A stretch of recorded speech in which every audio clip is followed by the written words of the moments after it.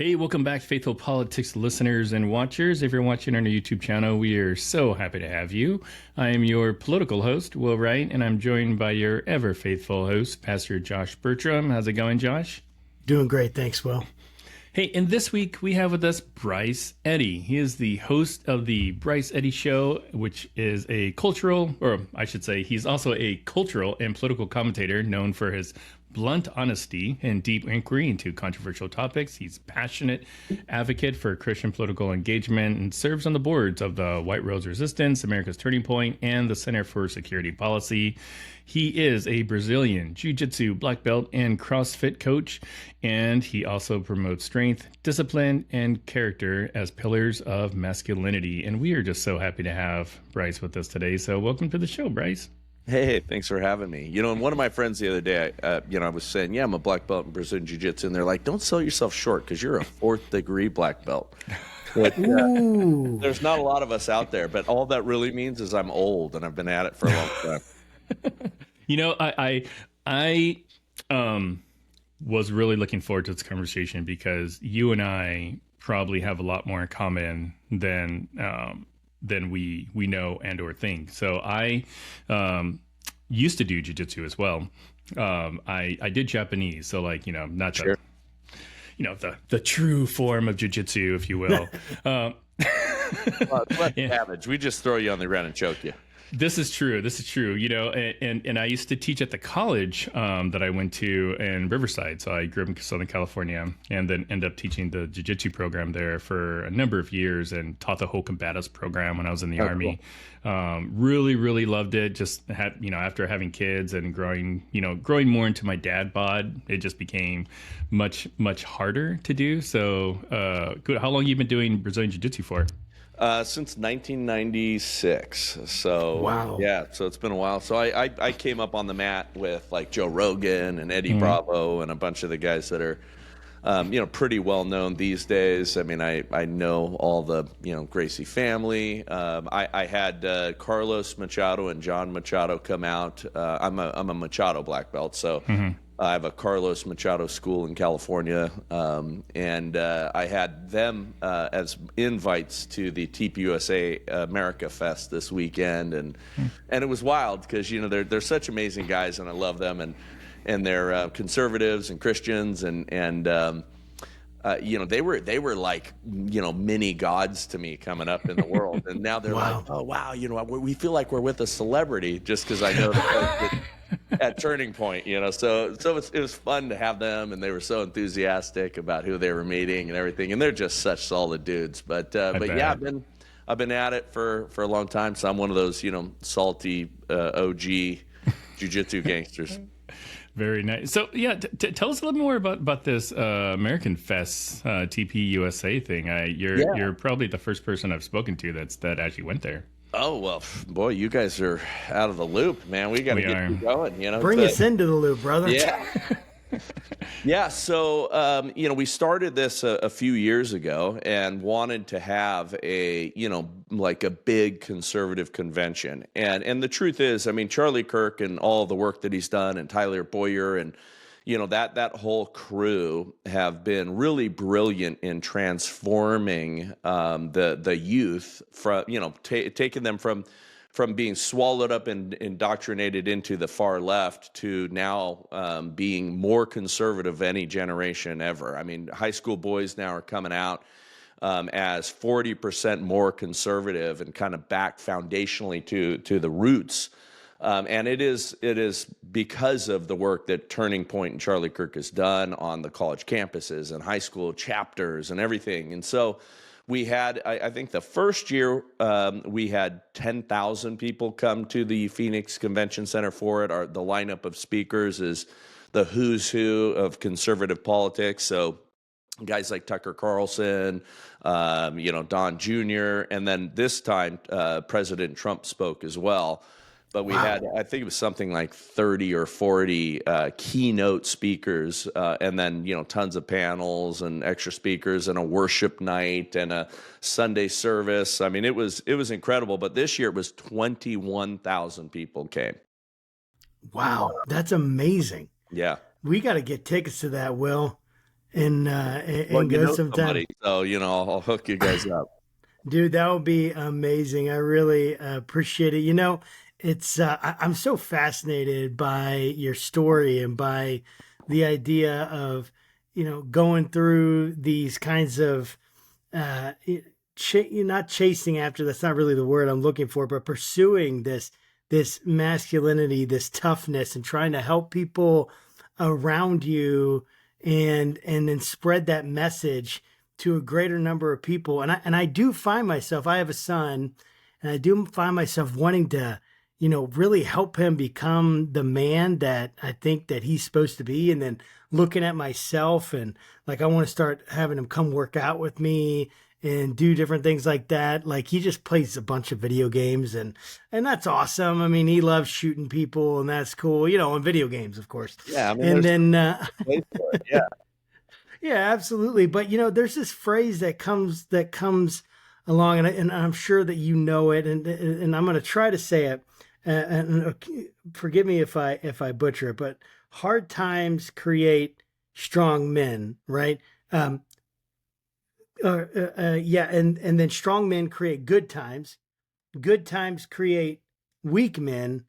Weak men create hard times. Then hard times create strong men, Yeah, right? I mean that's borrowed from the Tytler cycle, right? Which is a little bit different than that, and then it kind of got summed up and turned into that. But the truth is that the prosperity that we found ourselves in because of good decisions that were made by our founding fathers and others, and really what we did was follow the biblical model for governance, right? And our founding fathers were very bright in taking those elements from the Bible and saying, okay, how can we create something that lasts? Oh, well, let's put it on some Christian principles, and let's make that the core founding of our government. And they did that, and so it made us tremendously prosperous. But then we forget why, right? We forget what we did. We forget why those fences are there. We forget why we have an electoral college. We forget that we're a republic, not a democracy. It's all those little things. And then we, just like wealthy generations, the kids fritter it away. And that's what we did. And so, we have seen nothing but unhappiness and destruction. And those, it's directly related to being super prosperous. And now we're kind of having to be in that hard times again, and you're seeing it turn back.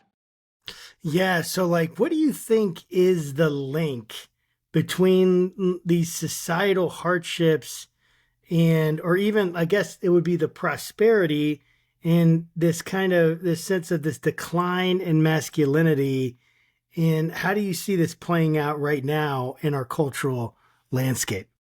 Well, I mean, men, and we know this is kind of our sin, right? That we will abdicate responsibility. And we've seen that in our culture. We've seen that in our churches. We've seen that in the work environment, the business environment. We've seen that all over the place, that men gave up their responsibility for good leadership. And you add, I mean, it gets really complex because you add in environmental factors. I mean, there's a problem with men right now with our testosterone, early andropause effect. Men today, young men today in their 20s, have the equivalent testosterone, the average testosterone of what a dude in his 80s of the World War II generation would have had. I mean, it's Whoa. yeah, and you look at that, and this is well-researched data. I don't think people really are understanding all of the reasons why, but I think several of them are well documented, and several of them we understand. You have poison in our foods, processed foods, things like that. There's all kinds of hormone disruptors that are in our environment, including plastics and water bottles. And then, you look at sedentary lifestyles. You mentioned video games. Video games are a wonderful thing. I mean, I have my gaming moments, and it's great to relax that way. But if kids are in front of screens all day versus running around until the street lights come on and climbing trees and things like that, I mean, our bodies respond to that. If you guys work out and exercise, after a hard leg day, your testosterone spikes, right? We used to Yes. labor. We used to, work in the ground, digging up stuff. I mean, all of those sort of things, what you get from the soil, all of that has largely disappeared. And, we're in these little cubicles and artificial lights and staring at screens all day. I mean, that destroys us.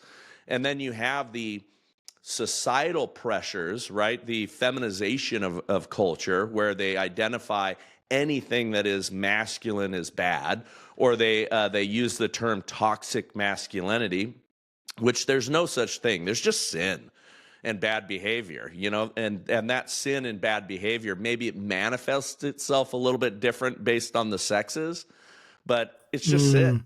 And, it's not something that we need to even address. What we need to address is just people being, faithful to what Jesus told us to do and what, God gave us as our commandments.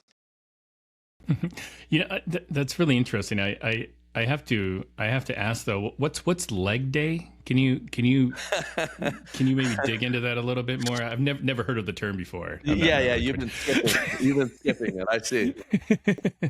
Well, I know that as a part of your I don't know if you call it a ministry, but your podcast, you are very passionate about kind of the commingling of Christian participation in the political process. And if I mischaracterize that, please No, that's fine. correct me. But I'd love to kind of just get your thoughts a little bit more. I mean, like, we're a podcast called Faithful Politics.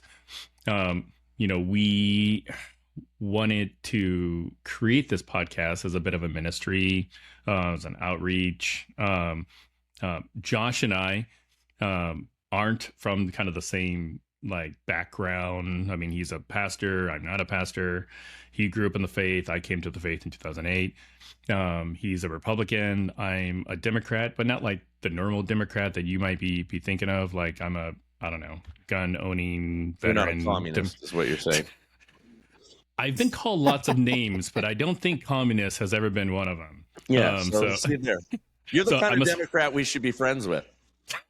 Yeah, I like to think that, although I'm a bit of an introvert and I have a lot of social anxiety. So I try to keep my friendships virtual as best I can. No, that's terrible to say, but anyways, but I'd love to get your thoughts on the mingling of the two, your faith, sure, politics, how does one feed off the other, and or should they feed off the other? Well, first, it's a lie that there is a separation between our faith and politics, right? That's a complete lie, and that's sold to us by the secular humanists that have their own religion, right? It just happens to be elevating the state above God, right? And they want this idea that Christians, and they've hammered us with this for many years, that, we're to leave, that's a private matter. We're supposed to leave that, out, right? We're supposed to leave that at the door. Leave that in your home. Come on in and, and govern, but don't govern based on your spiritual underpinnings. And of course, that's complete trash, and it's absurd, and it's been a gaslighting that they've done to us forever. I mean, the Johnson Amendment, which kept pastors from talking politics from the pulpit in exchange for a tax-exempt status, was part of that poison pill that was designed to keep churches shutting up. And the truth is if you to just look at the definition of politics are really simply how we organize ourselves. That is the definition, right? And it's absurd to think that Christians should not be involved in how we organize ourselves. And it's absurd to think that that pastors who are supposed to be, that leader in a church, that shepherd, showing us the way and encouraging us in the way. If they see evil in the culture, they should be calling it out. If they see, evil actions by political parties or political people, they should be calling it out, and they should be, unbridled and able to say, hey, do not, one of the things that I say, and I want to explore this a little bit with you, is the Democrat political party's platform is incongruent with the Christian faith. And I don't think there's one policy provision or one pillar of it that is consistent with Christianity. And I think that should have been, as you saw the political party move the Overton window so far left, it should have been called out by churches 50 years ago. The march through the institutions that they did to kind of wholesale capture our country and try to destroy our republic. I mean, that happened on Christians' watch, and Christians were absent from that process and allowed it to disintegrate. Yeah, I would probably say I would say I don't think it's the Democrat Party or the Democrat platform that's incongruent with biblical teachings as it is just the lifestyle of man in general is naturally incongruent with what the Bible says. I mean, like all of us have fallen short, right? So Democrats and Republicans, you know, and I think that, you know, trying to like gatekeep some I'll back up. I came to the faith in 2008, didn't really join because I just felt like, I mean, I was a California Democrat, you know, so I was probably the worst of the worst, right? And had a lot of people prevent me from going to church because of my political affiliation, you know. And it wasn't until much later in life that I just reached a point where I'm like, I need a savior. Yeah.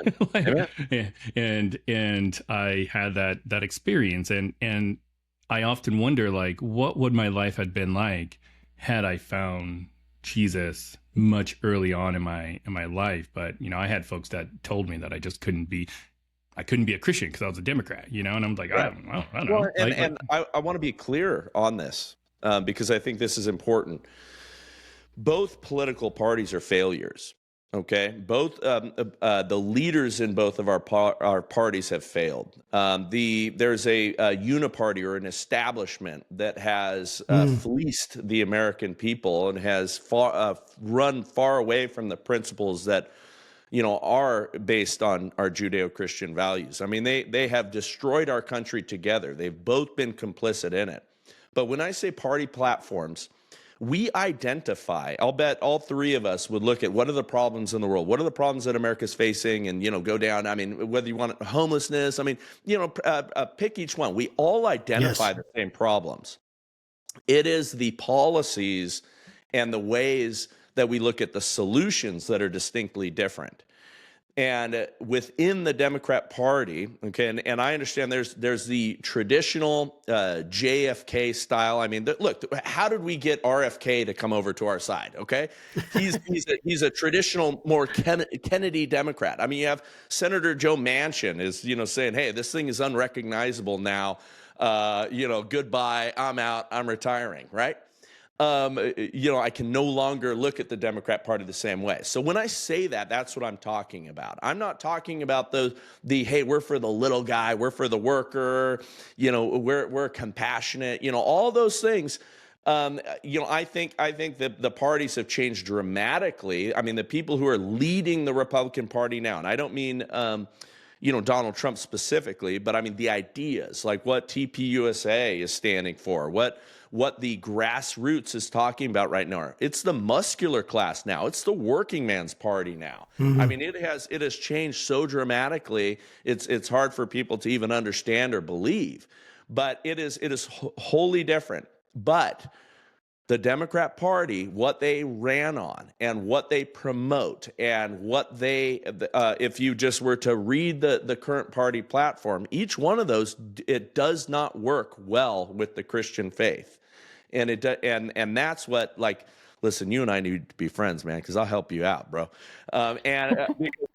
Yes. What I think, because what I think our job is right now, okay, this was round one with Donald Trump. Okay. And Donald Trump is by far, you know, obviously not a perfect guy, and he is not our Messiah, and, you know, all of those things. There are people that you know, make him both the devil and the Messiah, right? There are people that are completely out of their minds, that are lying about the things that he said, that have gaslighted us, that are promoting knowing lies and fictions about who that guy is. I mean, they went after him with lawfare and did so many things. I mean, had to twist our legal system around to try to get this guy not to win. I mean, all those sort of things are great evil. I think it was Joel Webbin, who's a pastor, that said that he was voting for Godzilla in hopes that he held back the hordes emerging from hell. And that's a similar way that I view Trump in this moment, right? But we had round one as Trump versus the Marxists, right? Trying to just rescue this country and save the republic from the establishment, the deep state, the oligarchs, the people that do not believe that we should be a sovereign country, but believe in globalism and all of that. That's really the battle that we were in. But then round two is, how do we now take over a political party? And of course, the Republican one shares, at least on paper, more of our values. Let's now turn it to Christ. Let's have a revival for Christ, and let's kick out the rhinos. TPUSA right now, there's articles out that we're the new RNC. We are the new powerhouse. We're a $100 million organization now. There's nobody bigger than us in doing this. And the fight now is, how do we, return this country to its roots and its faith? That is so interesting. So what is the strategy? So, like, you were mentioning that there's a lot of people who, like young men especially, but even younger generation, that like there's kind of some shifting political views. And I resonate with a lot of what you said. I think if we probably were to sit down and look through our views on many, many things, we would be in very close association, is my guess. There's probably several, maybe some big ones that we wouldn't, but for the most part, we would. And I'm just fascinated by this idea of like, because I'll tell you, when I was in like college and when I was getting out of college and started to get a little bit political, it was in 2008, Obama had won. I kind of just thought, man, like this, I don't know if conservatism, like, has it had its day? Like I was worried, like, cause I felt I'm a conservative. I have these values that I really want. And yet when I have them, I feel like I'm accused of being racist. I'm accused of being sexist. I'm accused of being all sorts of phobias, transphobic, homophobic, all these things. And I'm just like, I just want to, have my views and love God and try to help people love God. And I may not agree with these, these choices that people are making, but this is America and now they can make them and whatever. But it's like, I just was worried that this was not gonna bode well. And then hearing about these shifts and like, what do you think is causing these shifts? And what is the strategy? Like, because everyone has a strategy, right? The Democrats have a strategy, the Republicans have a strategy.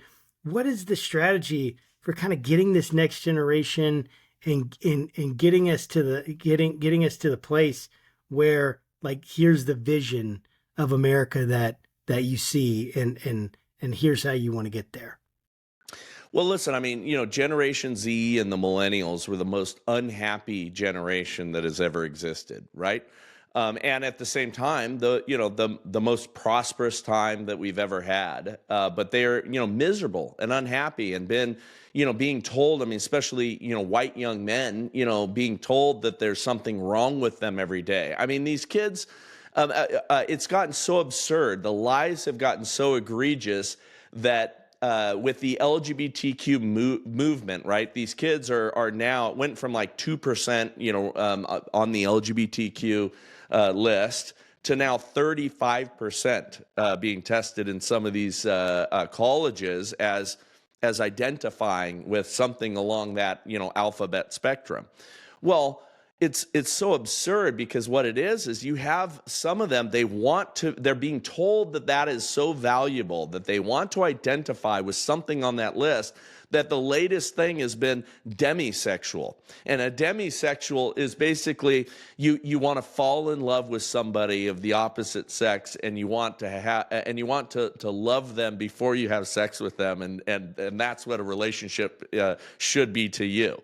Wait a second, isn't that a traditional thing? Okay, they had to invent a term for it just so these kids could feel like they belong. I mean, it's bizarre. I mean, so that's it got so absurd that I think people started to see the lie.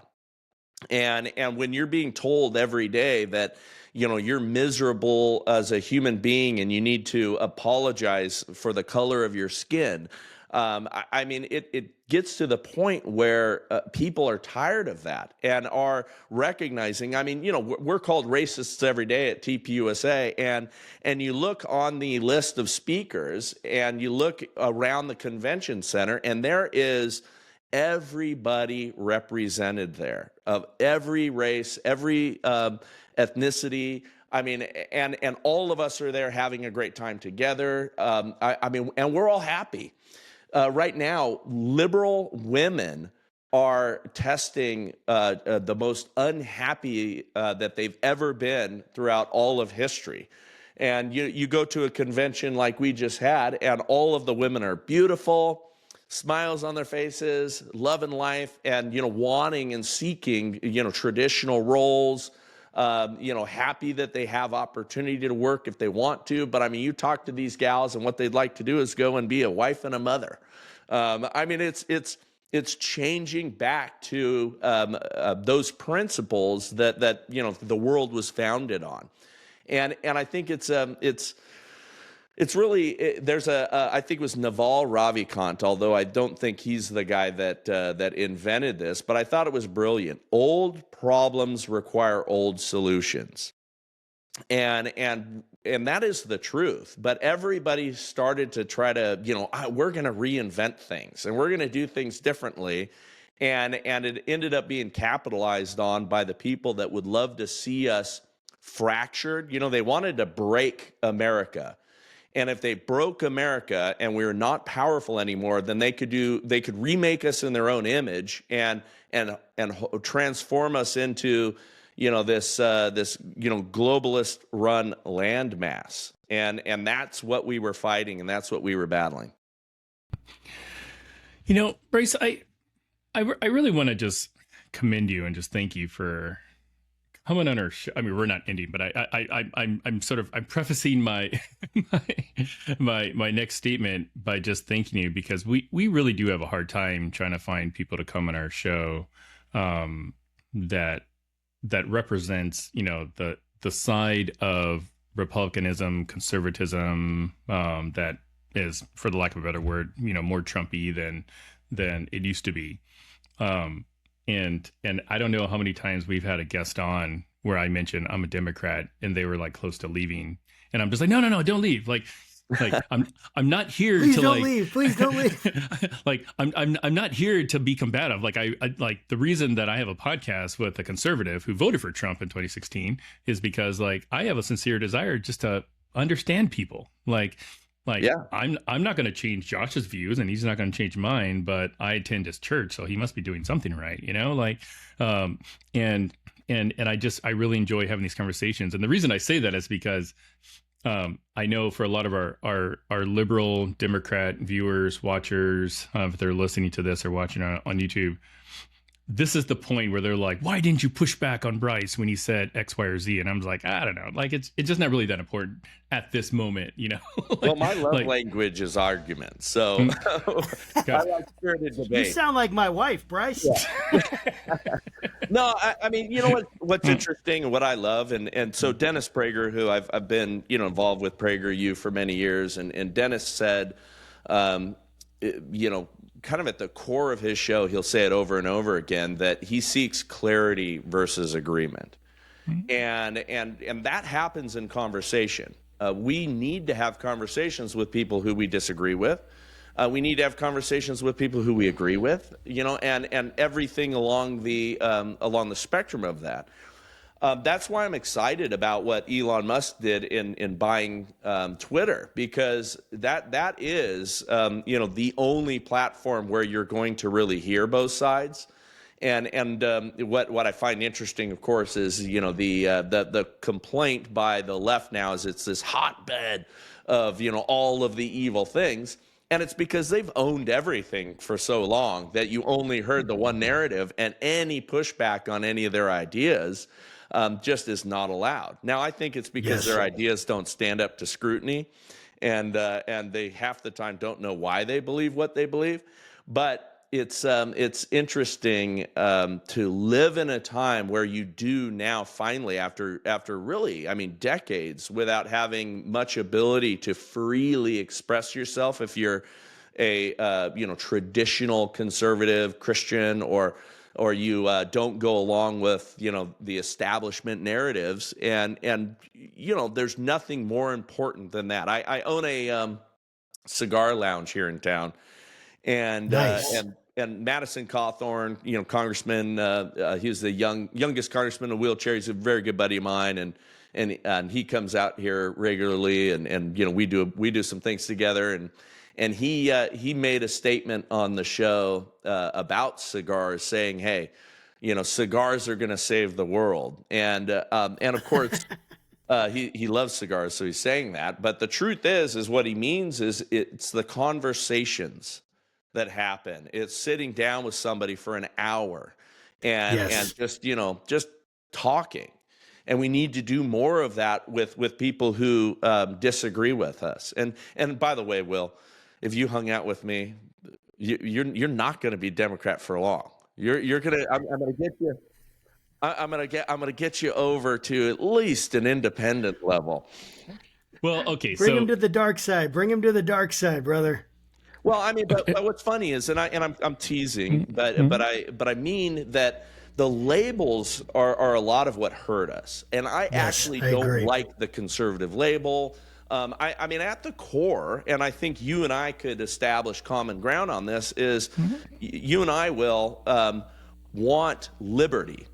Right? And liberty is God's idea. It's not man's idea. Our whole entire government was set up, our Constitution was set up to protect, negative rights. Our belief here in America is that our government only exists to protect the rights that God gave us. And that is not what the left believes. That's not what this current Democrat Party believes. And if we could have some way of expressing better, like, all right, this is who we are. We don't, we want sovereignty. I mean, and this is, and let me say this, I say this a lot, and I think you guys might understand more of where I'm coming from if I define the battle. The battle isn't really between, the Trump versus non-Trump people, or the Democrats versus the Republicans. It's not even us against the communists, or it is really the globalists, the oligarchs, the big corporations, the people who want to amass and accumulate power for themselves, the BlackRocks, the State Street, the Vanguards, the people who are pulling the strings of these political puppets are the globalists. And what they're trying to usher in is a feudalism 2.0. They want us all to be their slaves. They, own nothing and be happy. All of the things that the World Economic Forum promote, all the things. I mean, they write it down. So I mean, I'm not taking anything out of context either. This is what they say. This is what they envision. We are just subscriptions. We're subscribing to all the things that they give us. We're renting everything, we're leasing everything, and we have no power. And they're going to give us, Yuval Noah Harari says, what are we going to do with the useless people? I think it's going to be a combination of drugs and video games. That's what they envision for the common man. We do not want that. They've sold communism and socialism. That's been the sales pitch, right? Life is unfair. Kids, you don't have what you deserve. You're not equal enough. We need reparations for people. You've been mistreated. All of you, these rich, this, and that. They don't tell them that, hey, we really want you to be slaves. Yeah, because if they did that, then it's hard all to over. You sell. can't let them know what's going on. You can't sell that. We've had like Clay Clark on the show who did remind me, Will, what was the thing he did? The Reawaken tour. Reawaken tour, and he was fascinating. We've had Kevin Roberts, the president of Heritage. That was an amazing conversation, and all this stuff. Like, I love this pursuit because it hits me deep. I love this pursuit of liberty, of some kind of deep morality, a life that's worth living, a life that's compelling, a life of discipline and strength, a life that you can look at and say, this is something that's worth emulating. And then when I hear you talk about like these plans, these things that are happening, it's very concerning. And I'm just like, so I would love for you to kind of think about and help me process through, because I've been on this AI kick. Like, I am trying to figure out AI because I feel like it's the tool that can be used to do exactly what you're saying, right? Take everyone, and there are certain people like I feel like this gap between the haves and the have-nots. It very much concerns me. That's, to put it mildly, this gap that can be ever growing because people with access to it and people that are pulling the strings in it, whoever is doing this, Google and OpenAI and, Anthropic and these major companies, dude, this power is crazy. And I love using it. I think it's awesome. And then at the same time, I'm freaked out by it.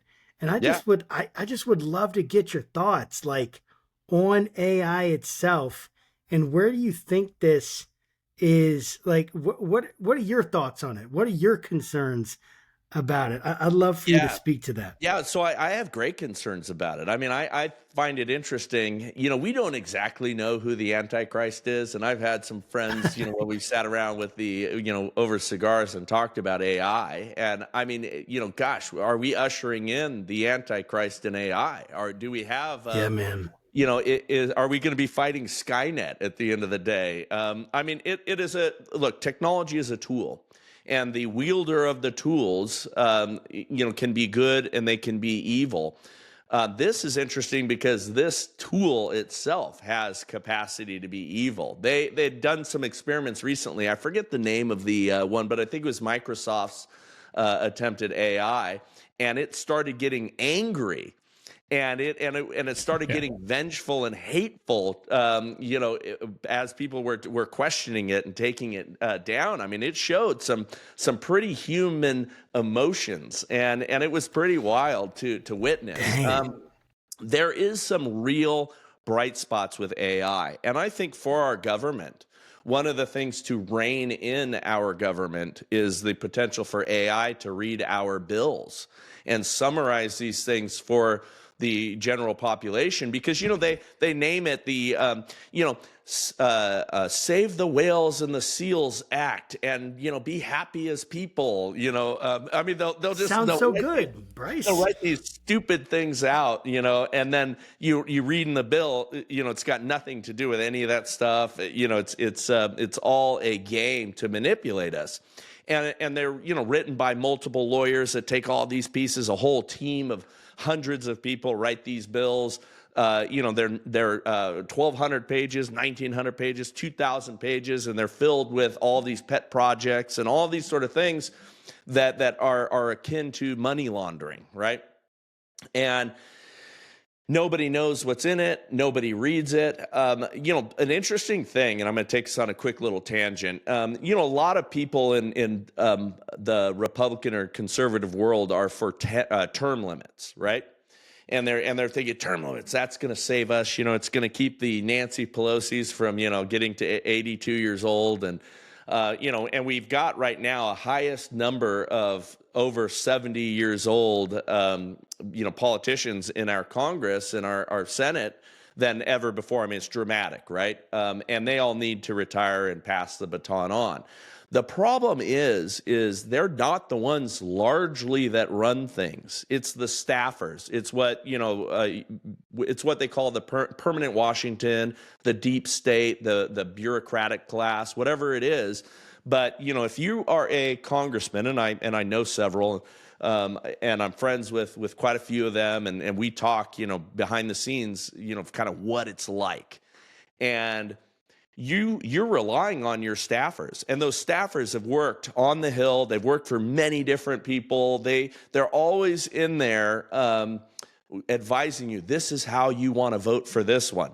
You don't end up really reading it, studying it, having the opportunity to understand if it's in line with our values, principles, or you're just moving along with the establishment narrative.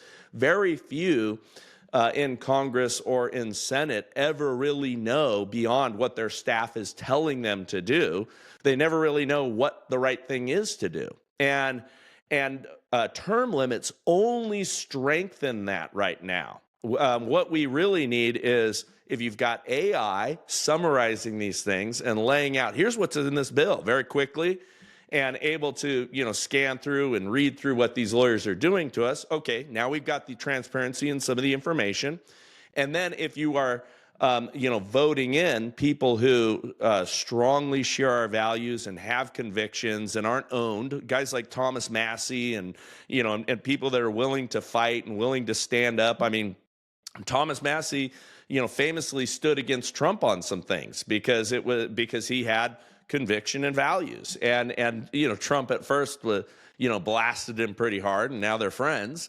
But we need that. If you lose that by bouncing these guys out after a couple of terms, then the deep state has all the power again. So I'm optimistic about some of these changes, and AI has that ability to make some things transparent.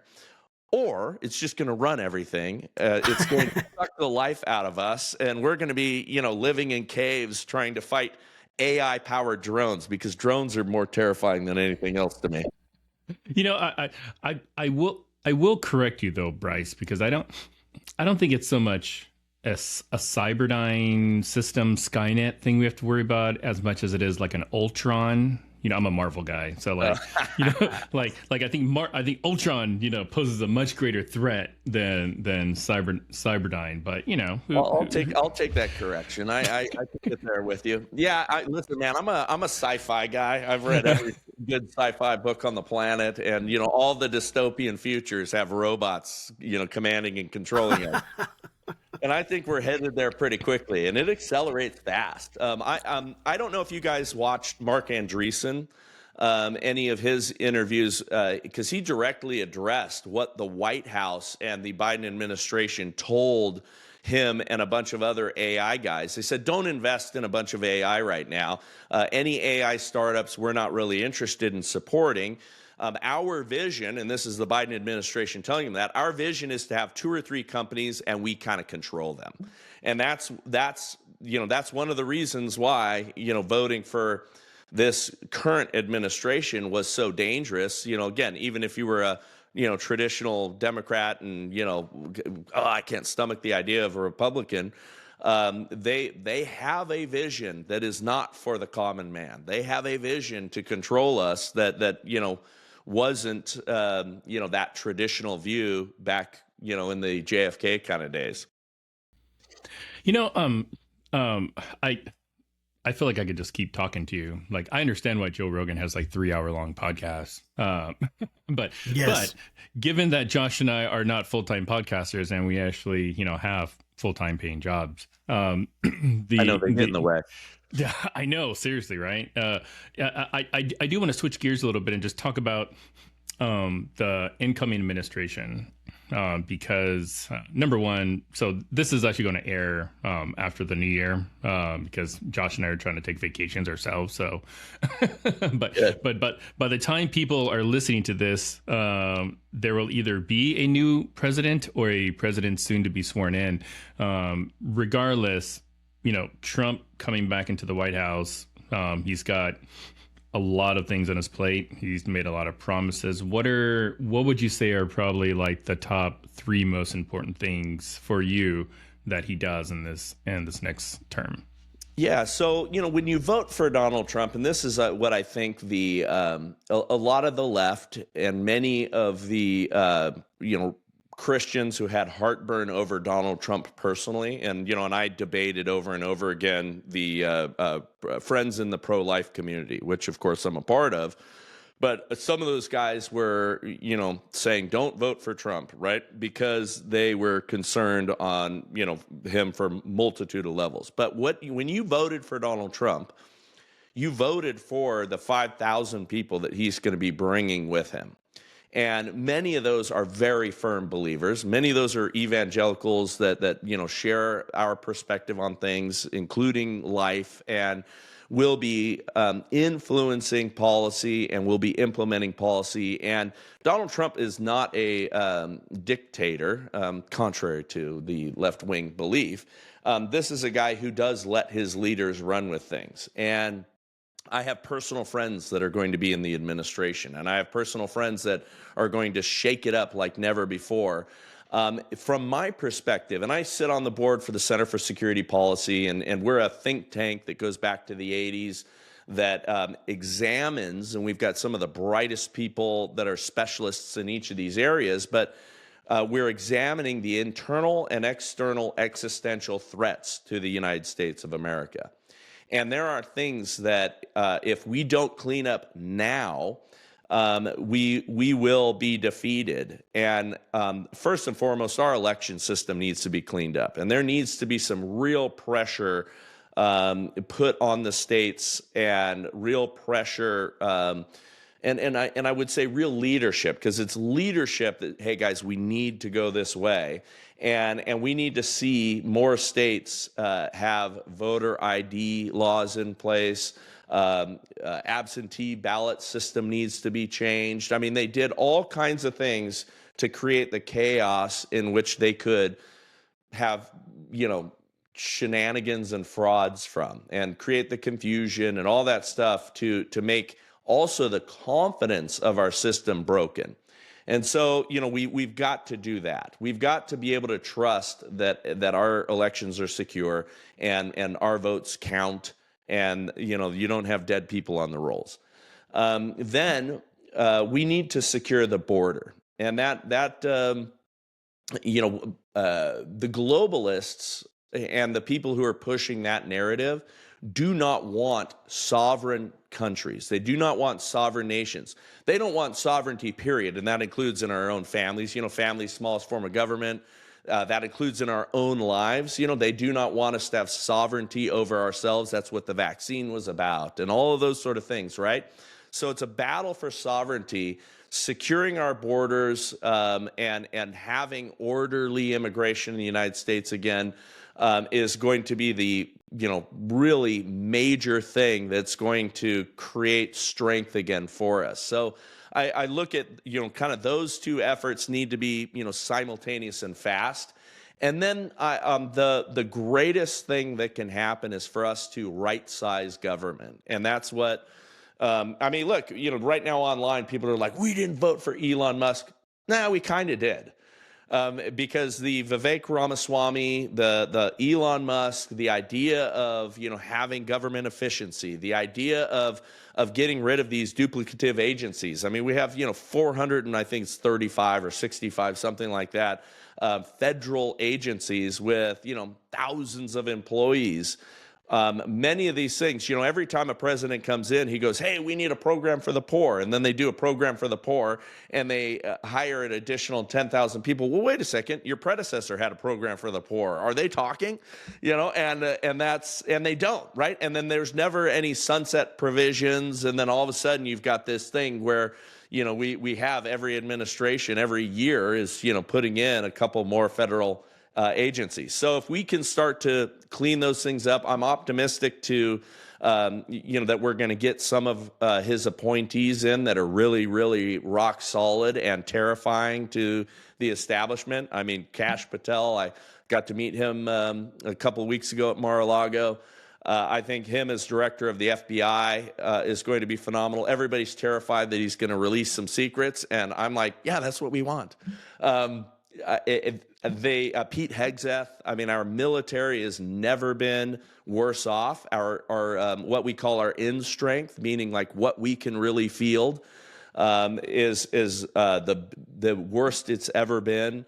Our morale is the worst it's ever been. I mean, we are not a strong country compared to what we were. And so a bunch of those things need to happen. I've got friends that are up for some key positions that are confidential right now and have not been announced, but I am super excited about what I'm seeing.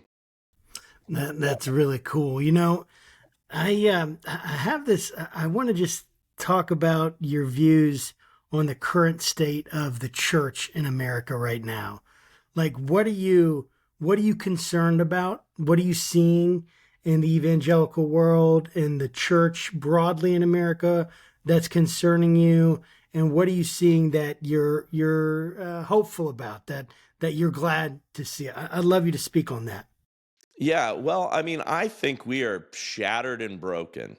And I think our movement has never been weaker at large. I mean, I am blown away every day, and maybe you guys see it too. And Josh, I don't know your church or where you're coming from and your faith and your message, but there are these pastors that are incredibly woke out there that are using out of context scripture in order to argue for open borders and in order to argue. Loving thy neighbor, means supporting deviant sexual behaviors. I mean, it's all kinds of things are happening that it's hard to. I mean, it creates cognitive dissonance. I mean, it's hard for me to even understand how we got there or how they found a place in these big church organizations.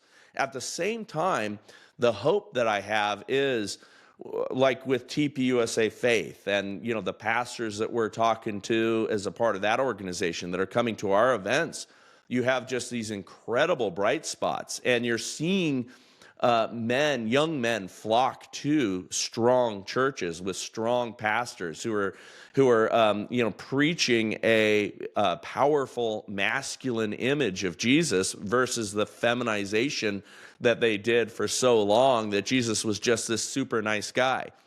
Nice is not of value, by the way. And nice, I mean, I don't ever call me nice, because nice is a position of weakness. Nice means that you're harmless.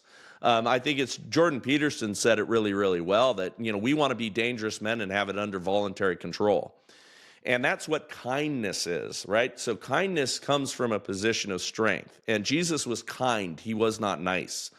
And we need to return to that vision. I mean, he was the captain of the Lord's army. I mean, Jesus was a man who worked with his hands, who was strong. All of those sort of things are important for our vision going. We had, during COVID, this moment where the churches that stood up, I had friends of mine who were fighters, some of them professional fighters, some of them well-known names. I mean, Chuck Liddell went to my church, and he's a friend of mine. And there were guys that resonated because they have the warrior spirit with that real vision of Jesus that was, again, not just him sitting with lambs and babies in his lap, which, all of that obviously is fine. But the picture, the caricature of Jesus was not Jesus. And when you started to see these pastors go, I will go to jail rather than, keep my church closed. I mean, the dudes that were warriors, military guys were like, okay, maybe there's something to Christian faith that I never saw before. That's why you have guys going to Latin Catholic masses, and that's why you've got guys that are the idea of the Christian nationalism, which I'm not a Christian nationalist, and I think that a lot of that's a psyop, and they'd love to create the narrative that we're all domestic terrorists and crusaders, but you have but you have people that recognize that, oh no, there's a place for some like more hardcore faith, and that excites me. Bryce, this is my last question, but I'm curious, just because of the nature of, maybe who I am as a Democrat. Like I talk to a lot of believers, or people that used to be believers, both on the Democrat side and the Republican side, who have either left church, have stated they are deconstructing, but somehow feel like, I don't know, like the Christian faith or the church isn't necessarily for them because of the alignment, of a lot of Christians behind, say, Trump. What would you say to those people about where they're at, kind of in their faith? Because I really do feel like there's a large majority of people out there that used to be believers are no longer, and my heart feels for them, like, just because, like, I knew what life was like before I came to the faith, Mm-hmm. and it's just like I try to. I really try my hardest to kind of live out, the Philippians 2:3-5, when I am communicating with other people, because I want to make other people feel like they're more important than I am. I want them to, like, be treated with respect. I want to treat them like they were Jesus. I want to just put them kind of on a pedestal. So like, what would you say to those people? Well, so my experience with a lot of those folks, I mean, I've had Twitter debates with some of the folks that are calling themselves deconstruction, deconstructed Christians, or, different things like that. In my experience, almost all of them, number one, they're coming from a point of pain, right? And I get it. I mean, many of them were abused in common American churches. They were mistreated by pastors. They were, they saw the hypocrisy. They saw how many of these dudes were a-holes behind the scenes. Churches became, many of them are cult of personalities, where they're applying scripture to the self-help message that they really want to get out, and they're making a big stretch of all of that stuff. And then many of these people worked in churches, and and they noticed the corporate environment of it, and they got fired, or they the gossiping, and all that wicked stuff that is really churches are filled with people, and people are filled with sin, right? So it's not going to be a perfect experience. And there's, great drama. I mean, we planted a church out here, and I talk with my pastor all the time, and I love him. He's an old, bull rider, awesome dude. He's a brawler. He was a, felon as a kid, and, came to the faith. Him and his brother both are pastors now, and they were like the rabble rousers, right? And they're awesome dudes, and they're real, right?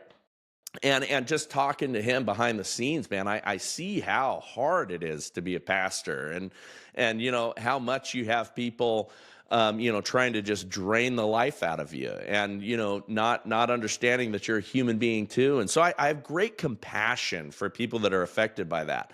But in my experience, all those folks that are calling themselves, deconstruct or whatever, they go right to affirming, transgender pastors and drag queen story hours and all that stuff. I mean, that may not be the experience you have with the folks that you're talking to, but they all have gone radically far left. They're not just saying that there's imperfections in these churches and these pastors, and they're not, holding their feet to the fire in that way. They go hard left, and they go to, the celebration of, deviant sexual behavior, and they go to, like, way down, and by the way, I mean, I just did a episode, I did 13 interviews on Saturday while I was at AmFest. Holy smokes. I was like, boom, one after another. Some of them were 15 minutes, some of them were 30 minutes, and boy, I was wiped out at the end. I couldn't even string a sentence together. But, I spent time with the Gays Against Groomers guys, right? And obviously, I don't share their perspective on sexual behavior, and we have some values in common, right? And so I would term them. There's a difference between allies and enemies and co-belligerents. And those guys are co-belligerents in the cause, right? They're not my ally, but with a lot of things, but they're a co-belligerent when it comes to not putting kids on puberty blockers. And I was in a documentary that Daily Wire just picked up. I actually forgot I was in it, and they played the trailer at opening night. And I was like, oh, look at that. I remember we did that, but we did it like a year and a half ago, and it got picked up by Daily Wire, and it's going to go pretty big, but it's called Identity Crisis. And so I was early on in saying that it's evil to tell children to be put on puberty blockers, and that's going to save them and make them happy. And I got hate like you wouldn't believe. I got death threats mailed to my house, my clients being called, and all kinds of things trying to destroy my life by saying that. But so many of these folks where we want to have compassion, and I brought the Gays Against Groomers guys because I had a couple of their prominent dudes on my show and have had conversations with love towards them, and we do not agree, and we do not share the view of marriage that's the same. But we can be friends, and I can love them as friends, and I can be truthful to them about what I believe and why I believe it. And we can have a relationship in that. I think that that's what Jesus intends for us to do, right? I'm not standing there condemning them. That is up to the Holy Spirit, but I'm not going to lie about what I think. And I'm not going to lie when they ask me about who I am, and I want them to know who I am. But let's approach things that way. And those deconstructionists take their disappointment and their bitterness, and then they go in an entirely different direction. And it's like, we're going to accept everyone. We're going to say that every sin is okay. And, that's a far cry from what the message of Scripture tells us. Yeah, I really resonate with a lot of what you said there, Bryce. I mean, I feel myself in the same kind of position. Like, I have my views. I feel very strongly about them. I want to connect with this community, the LGBTQ community, without having to change what I think. Not that I wouldn't let myself be influenced, because I would want them to be influenced by me, and I would want to be able to be influenced in terms of actual arguments, in terms of understanding, in terms of empathy, in terms of compassion.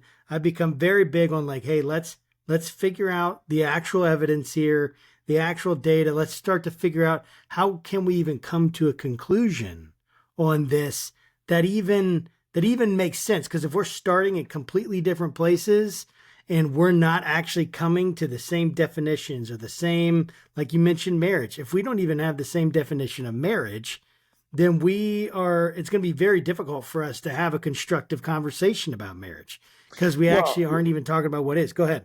Yeah, so Dr. James Lindsay, I'm not sure if you guys are familiar with him, but he is a good buddy of mine, and he's the guy that really broke open a lot of. He was the guy that created the OK Groomers meme on Twitter that we're getting people kicked off, and he was the guy that invented that, and really brilliant guy. Tell James we said hi. We had him on the show a couple years ago. Oh, cool. Yeah. Well, I was with him this weekend, and we kind of hang out at these events together, and we've become good friends, and I love him to death, and I think he's coming along in his faith, but he gets beat up by Christians all the time, and I've had conversations with friends of mine who will beat James up and push back on him online, and kind of give him a ration of it. And I'm like, guys, he's an opportunity for us as evangelists, and this is the guy's coming along, and yes, and why are you holding him accountable to Christianity when he doesn't even claim to be a Christian? I mean, he was an atheist, now he's an agnostic, and then we've had fascinating conversations about Christianity behind the scenes, and he told me the other day, when I become a Christian, I'm not going to tell anyone because these guys are a-holes. I love that. Yeah. And so, but anyway, he said something that, that I think is true. And he calls them lexicographic terrorists, right? These are people that will twist words and deconstruct words and make them mean different things, just to confuse all of us. I mean, there was a guy this morning, I think, and I didn't respond to this one, but there's a guy, Mason something, that's one of the woke dudes on X all the time, who claims Christianity, but is affirming gay marriage and everything else. I mean, all of the things he's affirming, and he's like, well, Jesus didn't define marriage.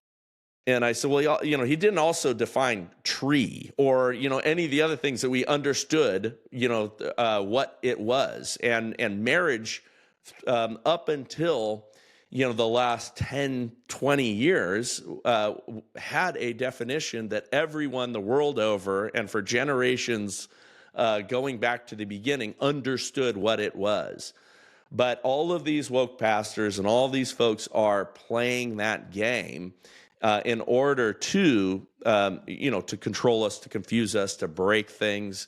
But we need to get back to the seriousness of language and push back on their redefining things, because they are terrorists. So I would love for you, and this is the last question before we just ask the practical one about how people can follow your work and get involved and all that.